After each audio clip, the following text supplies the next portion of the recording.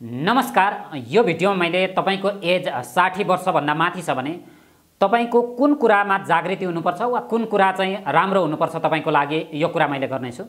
तपाई 60 वर्षको हुनुहुन्छ भने तपाईले जीवनका धेरै कुराहरू देखिसक्नु भएको हुन्छ, जीवनका धेरै कुराहरू भोगिसक्नु भएको हुन्छ।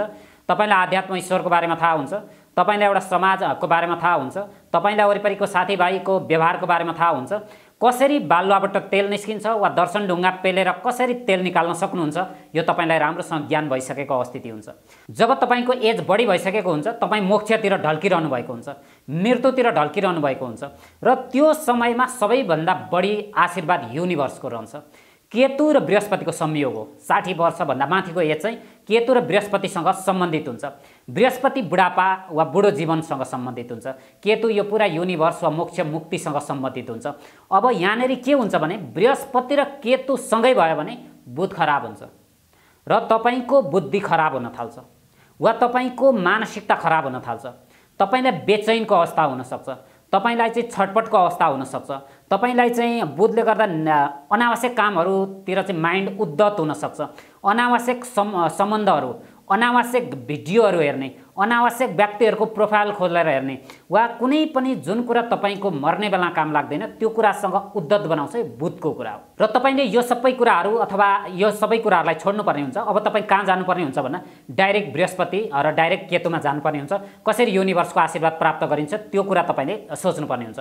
तपाईले युनिभर्सको आशीर्वाद प्राप्त गर्नको लागि सबभन्दा पहिले जुन धरातलमा उभिनु भएको छ यो पृथ्वी युनिभर्समै गइरहेको हुन्छ। तपाईको पैताला कहाँनेरि छ, तपाईको पैताला सुन्निएको छ कि अथवा तपाईले चाहिँ आज बारम्बार टेकिरहेको खुट्टो चाहिँ कहीँ न कहीँ गलत ठाउँमा छ कि यो तपाईले आफूलाई हेरेर मूल्याङ्कन गर्नुपर्ने हुन्छ। तपाई असाध्यै कम बोल्नुपर्ने हुन्छ। बृहस्पति असाध्यै कम बोल्ने हो र केतु पनि असाध्यै कम बोल्ने हुन्छ र कुनै पनि कुरालाई डिट्याचमेन्ट गर्ने हो। जस्तो तपाईको सन्तानहरु छन्, सन्तानबाट कसरी डिट्याचमेन्ट हुन्छ, कसरी अलग बसेर चाहिँ आफू खुसी हुन सकिन्छ भन्ने कुरा सोच्ने हो। शरीर अलग होइन, मन अलग। सन्तानलाई 5 दिन फोन नगरिकन उनीहरुको फोन पर्खेर तपाई कसरी ईश्वरीय आशीर्वादहरु प्राप्त गर्न सक्नुहुन्छ यो क्षेत्रमा चाहिँ तपाई अगाडि बढ्नुपर्ने अवस्थिति हुन्छ। जस्तो तपाईको घुमेर वा काहीँ गएर वा जताततै गएर तपाईले कुनै पनि ईश्वरीय आशीर्वादहरु प्राप्त गर्न सक्नुहुन्न। कुनै पनि भिडियो हेरेर पनि ईश्वरीय आशीर्वाद प्राप्त गर्न सक्नुहुन्न। जम्मा दुईटा कुरा के हुन्छ भने युट्युब हेरेर तपाईले स्विमिङ गर्ने वा पौडी खेल्न सक्नुहुन्न। कुनै खोलामा गएर वा समुद्रमा गएर तपाई डुब्ने नै हो।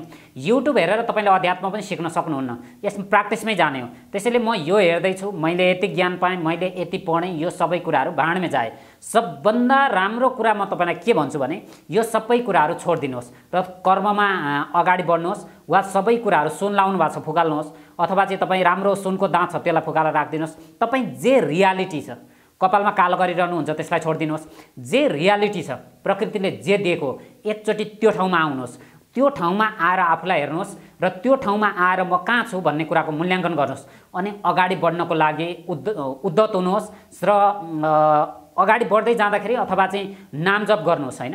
नाम जप गर्दै गएपछि के हुन्छ भने तपाईलाई धेरै अनावश्यक व्यक्तिसँग बोल्न मन लाग्दैन, शान्त भएर बस्न सक्नुहुन्छ। तपाईको चिडचिडापनाले घरका व्यक्तिहरुको जुन किसिमको मानसिकता हल्लिएको हुन्छ उनीहरु तपाईको नजिक आउनेछन् र नमस्कार गर्न थाल्नेछन् वा खुट्टा ढोक्न थाल्नेछन्। तपाईको उद्धतालाई, बिग्रेको बुधलाई तपाईले परग राखेर ईश्वरीय आशीर्वादमा जानुभयो भने तपाईको जीवन असाध्यै राम्रो हुन सक्ने अवस्थिति हुन्छ।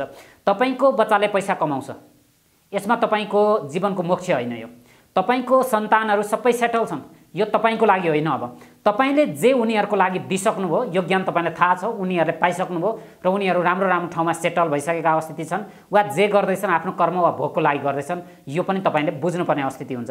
त्यसैले म के भन्छु भने तपाईलाई हृदयमा राखेर तपाईले नाम जप गर्नु भने बिस्तारै युनिभर्ससँग जोडिन सक्नुहुनेछ र तपाईको हरेक कुरामा उन्नतिको अस्तित्व हुनेछ। तपाई एउटा नेचुरल वा रियालिटीमा आउनुहुनेछ। तपाईको शरीरबाट चाहिँ एउटा नेचुरल वासनाहरु आउन थाल्नेछ। तपाईले बिस्तारै आफूलाई एउटा ईश्वर तुल्य पाउनुहुनेछ अनि जीवन अगाडि बढ्नेछ भनेर देखिन्छ। र यो बुध खराब गर्नुभन्दा आफूलाई अगाडि लिएर जानु बिल्कुल राम्रो हुनेछ। सबै कुरालाई 20 वर्षको समय चाहिन्छ भने तपाई मर्नको लागि पनि 20 वर्षको समय छुट्याउनुहोस्। तपाईको आत्माले शान्ति पाउन सक्ने अवस्थिति छ भनेर चाहिँ यो जन्म कुण्डलीको माध्यमबाट हेर्न सकिन्छ। यस्तै जानकारीमूलक भिडियो लिएर आउनेछौँ। हामीलाई हेर्न नभुल्नु होला। हवस् त, नमस्कार।